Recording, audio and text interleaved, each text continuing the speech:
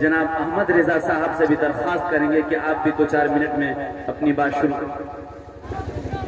आज इसे सालाना प्रोग्राम में शिरकत का मौका मिला। आगे साल भी हम लोग इस प्रोग्राम में आए थे। जब बच्चियां पढ़ती हैं दिल काफी खुश होता है कि दोनों भाई बहुत मेहनत के साथ बच्चे को पढ़ाने का काम करते हैं।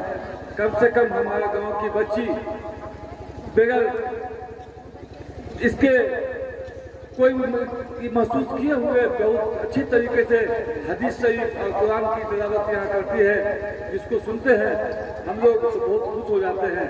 इससे पहले भी बहुत दिन से हमारे यहाँ मदरसा है, लेकिन इस किस्म का निज़ाम नहीं था। इस तरह का निज़ाम मौलाना दोनों भाई रहमान साहब ने किया है और इस प्रोग्राम से हम लोग काफ़ी खुश हैं और उनको मुबारकबाद देते हैं। आज बच्चे के हौसले को हम लोग अफजाई को बढ़ाते हैं। इंशाअल्लाह ताला इस तरह प्रोग्राम होता रहेगा। यही बात कहकर अपनी बात करता हूँ।